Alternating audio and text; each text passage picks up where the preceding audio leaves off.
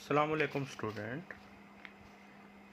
ये real analysis first का जो चैप्टर हमने स्टार्ट किया था सीक्वेंस एंड सीरीज़, उसका लेक्चर नंबर 3 है। तो बहुत बहुत ज़्यादा मोस्ट इम्पॉर्टेंट टॉपिक है हमारे पास आज, convergent of sequence. Convergent of sequence क्या होती है, आज हमने इसको डिस्कस करना है प्रॉपर वे से, और इससे रिलेटेड कुछ थ्योरम भी देख लेंगे। Convergent of sequence, let suppose a sequence, हमारे पास एक सीक्वेंस है s n of real numbers, एक रियल नंबर्स की सीक्वेंस है, is said to be convergent to a point से एल। कि हमारे पास ये सीक्वेंस है और हम कहते हैं कि ये कन्वर्जेंट सीक्वेंस है, और फ़र्ज़ किया कन्वर्ज कर रही है किसी पॉइंट एल को। कब कन्वर्ज करेगी? As n approaches to infinity.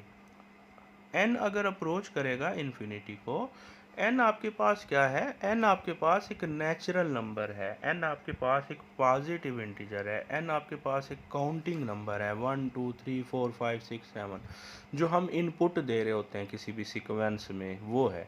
तो एन अगर अप्रोच करता है इन्फिनिटी को, मीन कि अगर एन मैक्सिमम वैल्यू को अटेन करता है, तो एस एन जो है वो अप्रोच करेगी एल को। तो अगर ऐसा हो जाए कि एस एन अगर अप्रोच करता है इन्फिनिटी को, तो एस एन अप्रोच करता है एल को, तो that is called convergent sequence, और ये जो सीक्वेंस होगी ये एल को कन्वर्ज कर रही है। अब देखते हैं कि इसका जो एक कंसेप्ट है कि किसी भी सीक्वेंस को अगर हमने, क्या क्राइटेरिया होता है चेक करने का कि कोई सीक्वेंस कन्वर्ज करती है या डाइवर्ज। तो उसके लिए हमारे पास ये होगा कि if for every positive real number epsilon, अगर हमारे पास कोई पॉजिटिव रियल नंबर एप्सिलॉन है, ये जो आपके पास एप्सिलॉन है तो कोई भी रियल नंबर, बट है पॉजिटिव, स्मॉलेस्ट से स्मॉलेस्ट, जितना भी स्मॉलर आप इसे लेना चाहें डेसिमल में आप ले सकते हैं, हाउ एवर स्मॉल, जितना भी आप इसे स्मॉल रख सकते हैं। There exist a positive integer n, के हमारे पास कोई पॉजिटिव इंटीजर एग्जिस्ट करता हो, एन भी कोई काउंटिंग नंबर है, डिपेंडिंग अपॉन एप्सिलॉन, और ये जो एन है ये डिपेंडिंग अपॉन एप्सिलॉन पे डिपेंड कर रहा है कि जितना स्मॉलर आप एप्सिलॉन को रखेंगे उतना ग्रेटर एन हमारे पास होगा। जैसे जैसे एप्सिलॉन की वैल्यू स्मॉलर होती जाएगी वैसे वैसे एन की वैल्यू ग्रेटर होती जाएगी, सच दैट ये हमारे पास कंडीशन सेटिस्फाई हो जाए कि s n minus l, s n का जो डिस्टेंस है फ्रॉम एल, ये जो मॉड होता है ये किस चीज़ को डिनोट कर रहा होता है? ये डिस्टेंस, कि हम डिस्टेंस ले रहे होते हैं एस एन माइनस एल के दरमियान। एस एन है क्या? वैसे तो एस एन जर्नल टर्म है, जो दी गई सीक्वेंस है उसकी जर्नल टर्म है। जर्नल टर्म क्या होती है? ऐसी टर्म को हम जर्नल टर्म कहते हैं जो डिनोट करती है for all term. S n s one भी हो सकता है, एस टू भी, एस थ्री भी, एस फोर भी। हम ये कह रहे हैं कि फॉर ऑल टर्म, जितनी भी टर्में हैं उन तमाम का जो डिस्टेंस है किसी फिक्स वैल्यू एल से, एल यहाँ पे एक फिक्स वैल्यू है, तो वो लेस देन रहना चाहिए किसी एप्सिलॉन से, पॉजिटिव एप्सिलॉन से, फॉर ऑल, के n greater than equal to capital n. अब ये जो n है ये हम खुद से सेलेक्ट करेंगे, तो यहाँ ये जो n हमने सेलेक्ट करना है, और ये डिपेंडिंग अपॉन एप्सिलॉन है। आगे चलकर हम एग्जांपल में इसको एक्सप्लेन करेंगे तो आपको ये कैपिटल n का कंसेप्ट कुछ क्लियर हो जाएगा।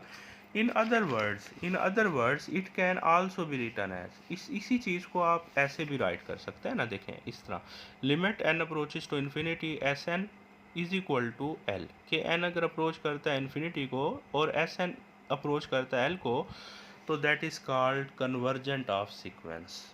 तो यहाँ पे थोड़ा सा नोट करें, इसके बारे में वजाहत की गई है कि एस एन क्या है? जर्नल टर्म है, सीक्वेंस की कोई भी टर्म है ये, ठीक है। एल क्या है? कन्वर्जिंग पॉइंट है, ये कीमत मखसूस होगी, मीन कि ये फिक्स होता है कि किसी भी पॉइंट को अगर कोई भी सीक्वेंस जो है किसी एक पॉइंट को कन्वर्ज कर सकती है, वो एक से ज़्यादा पॉइंट को कोई भी सीक्वेंस कन्वर्ज भी नहीं करती।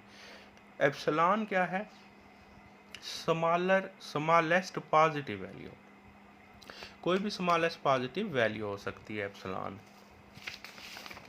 चलें इसको थोड़ा सा हम फिक्र के थ्रू थोड़ा सा इसको एक्सप्लेन करते हैं कि हम क्या कह रहे हैं यहाँ पे, ये जो कंसेप्ट है क्या है।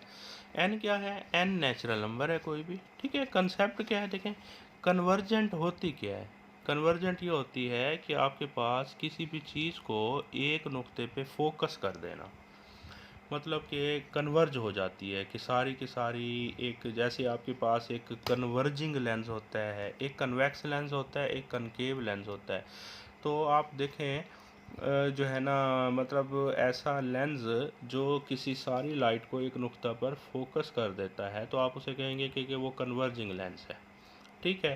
तो इसी तरह अगर एक सीक्वेंस जो है सारी की सारी किसी एक पॉइंट पर जाकर जो है ना स्टक हो जाती है, रुक जाती है, ब्रेक लग जाती है, तो आप कहेंगे कि वो जो पॉइंट है उस सीक्वेंस का कन्वर्जिंग पॉइंट है। इसी तरह हमारे पास डाइवर्जेंट क्या होता है? डाइवर्जेंट का मीनिंग होता है फैलना, किसी चीज़ का भी फैलना ना, किसी सीक्वेंस को अगर एक सीक्वेंस बढ़ती चली जा रही है, बढ़ती चली जा रही है, तो अगर फैलती चली जा रही है तो आप कहेंगे कि वो सीक्वेंस डाइवर्ज कर रही है, वो सीक्वेंस डाइवर्जेंट है। ठीक है। ये तो अभी ग्राफिकली वैसे एक चीज़ को क्लियर कराने के लिए। आगे जो आपके पास जो हमने डेफिनेशन देखी है ना, उसको हम एक्सप्लेन करते हैं एक एग्जांपल के थ्रू, ताकि आपको जो उसका कंसेप्ट है कन्वर्जेंट का वो क्लियर हो जाए। We explain this concept using an example. एक एग्जांपल ले लेते हैं। नोट दैट आपके पास ऐसा एक सीक्वेंस है। अब ये देखें, इसको अगर एक्सपेंड करके लिखेंगे, इनपुट देंगे 1 तो ये आ जाएगी, इनपुट देंगे 2 तो ये आएगी, इनपुट देंगे 3 तो अप टू सो ऑन ये वैल्यूज़ आपके पास सारी आती जाएंगी। तो इसको एक्सपेंड करके अगर आप राइट कर ले तो ये आ जाएगी। अब नोट करें, इफ़ वी टेक एप्सिलॉन को आप जितना स्मॉलर रख लें, ये आपकी अपनी चॉइस है। चलें, लेट सपोज एप्सिलॉन को हम रखते हैं 0.1, तो ये जो n होगा, चलें लेट सपोज n को हम रख लेते हैं 20। स्मॉल n जो है वो 20 से स्टार्ट है। ठीक हो गया। तो we know that limit n किसे अप्रोच करेगा? इन्फिनिटी को। S n is equal to l. ये देखें, limit n approaches to 1/n, ये आपके पास आ जाएगा। तो ये हमने फाइंड आउट कर लिया है वैल्यू किसकी? l की, कि l हमारे पास कितना है? 0। अब देखें, उसी वो जो वैल्यूज़ हमने ऊपर लेट किए हैं इसमें पुट करें। सिंस एस एन क्या फार्मूला होता है? S n minus l less than क्या है? Epsilon, for all n greater than equal to capital N। इसका क्या मीनिंग है? ये जो हम ले रहे हैं n greater than equal to n, तो यहाँ हमने स्मॉल जो आपने कैपिटल N है उसको चूज़ किया है। आपने उसको क्या चूज़ किया है? उसको आपने 20 के इक्वल चूज़ किया है ना। तो अब आपके पास ये जो स्मॉल n है ये 20 से स्टार्ट होगा एंड 20, 21, 22, 23, मीन के ये जो आप फार्मूला स्टार्ट करेंगे ये 20 से करेंगे, 20 से करेंगे, फिर 21, 22, 23 अप टू सो ऑन, तमाम वैल्यूज़ के लिए, फॉर ऑल वैल्यूज़ 20 से start and up to so on, जितनी ग्रेटर वैल्यू आप ले लें, तो उन तमाम के लिए ये कंडीशन सेटिस्फाई होनी चाहिए। ये एप्सिलॉन की वैल्यू हमने पुट की है, क्योंकि एप्सिलॉन हमने क्या लिया था? एप्सिलॉन हमने लिया है 0.1, तो यहाँ एप्सिलॉन की वैल्यू रिप्लेस की है। देखें S20, S20 कितना है अकॉर्डिंग टू दिस? ये देखें, ये आपके पास Sn है, यहाँ 20 पुट करें तो 1/20 आ जाएगा। तो S20 आपके पास 1/20, 1/20 कितना होता है? डिवाइड करेंगे तो ये आ जाएगा। अब नोट करें, ये जो वैल्यू आई है ये 0.1 से लेस है। इसी तरह फिर नेक्स्ट आप इसमें पुट कर दें 21 पुट कर दें आप, तो L तो वैसे ही फिक्स है, एप्सिलॉन वैसे फिक्स है, तो क्या आ जाएगा आपके पास? ये, इसको डिवाइड करें ये। इसी तरह आप 22 कर लें, 23 कर लें, 24 कर लें, फॉर ऑल तमाम के लिए कंडीशन सेटिस्फाई होगी। तो इसका क्या मीनिंग हुआ कि ये जो आपके पास सीक्वेंस है, ये जो दी गई सीक्वेंस है, ये एक सीक्वेंस थी कि ये कन्वर्जेंट सीक्वेंस है। ये कन्वर्जेंट सीक्वेंस है और किसको कन्वर्ज करती है? ज़ीरो को कन्वर्ज करती है। ठीक हो गया है। बस ये तो वैसे ही आपको पता है, अभी मैंने बताया भी था कि नोट यहाँ पे कि epsilon n are inversely proportional to each other, कि एप्सिलॉन और एन जो हैं एक दूसरे के इन्वर्सली प्रोपोर्शनल होते हैं। मीन के जैसे जैसे आपके पास एप्सिलॉन की वैल्यू हम जितनी स्मॉलर करते जाएंगे, एन की वैल्यू उतनी ग्रेटर होती जाएगी। इनके दरमियान ये रिलेशनशिप होती है। वैसे तो एन जो है वो डिपेंडिंग अपॉन एप्सिलॉन है। ये जो एन है ये डिपेंड कर रहा होता है एप्सिलॉन पे, कि जितनी ज़्यादा स्मॉलर वैल्यू हम एप्सिलॉन की लेंगे उतनी ज़्यादा आपके पास एन की वैल्यू को ग्रेटर रखना पड़ेगा। ठीक हो गया है। तो ये आपका था कन्वर्जेंट ऑफ सीक्वेंस का कंसेप्ट। अब इसमें अगर आपको कहीं कन्फ्यूजन होगी, अगर ये कंसेप्ट आपको कोई प्रॉब्लम होगा कहीं भी, तो आप ये डिस्कस कर सकते हैं। ठीक हो गया।